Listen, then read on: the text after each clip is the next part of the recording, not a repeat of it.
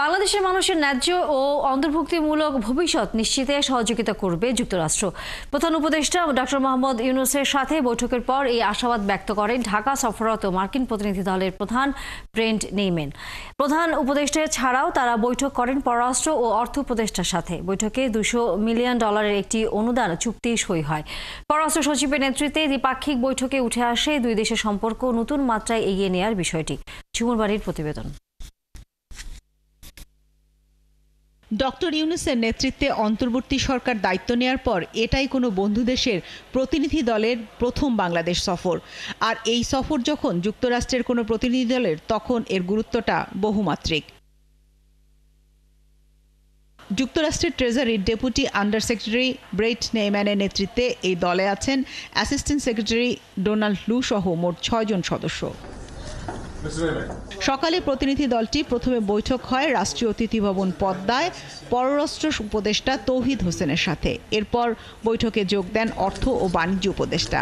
বৈঠকে অর্থনৈতিক সহযোগিতা, বিশেষ করে দেশ থেকে পাচার হওয়া টাকা ফিরিয়ে আনা এবং সংস্কার নিয়ে আলোচনা হয়। স্বাক্ষর হয় ডেভেলপমেন্ট অবজেক্টিভ গ্রান্ট এগ্রিমেন্ট বা চুক্তি। পরে এ বিষয়ে কথা বলেন USAIDর প্রতিনিধি ও অর্থ বাণিজ্য উপদেষ্টা। We just signed moments ago our newest development agreement with the interim government that is for over $200 million. We have consulted, listened, and worked with the interim government, and now we're here ready to deliver with this agreement. আমাদের আলাপের মূল বিষয়বস্তু হলো ওদের treasury ডিপার্টমেন্টের সাথে আর USAID, বিশেষ করে আর্থিক সংস্কার এবং আর্থিক খাতে যেগুলি সহযোগিতা এগুলি দরকার সেটা।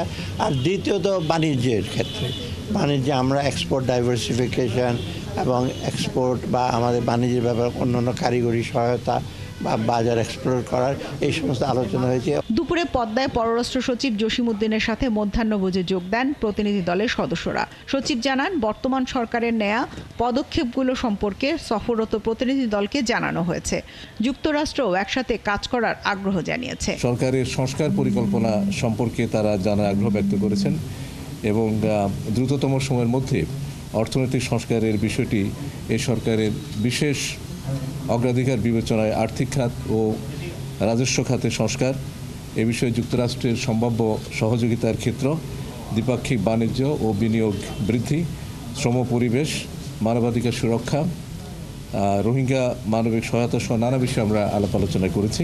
শেখ হাসিনা সরকারের সময় প্রণীত শ্রম আইনের কিছু ধারা নিয়ে আপত্তি জানিয়েছিল যুক্তরাষ্ট্র। শ্রম আইন সংস্কার নিয়েও উপদেষ্টাদের সাথে কথা বলেন প্রতিনিধি দলের সদস্যরা। ঝুমুর বাড়ি, 71, ঢাকা।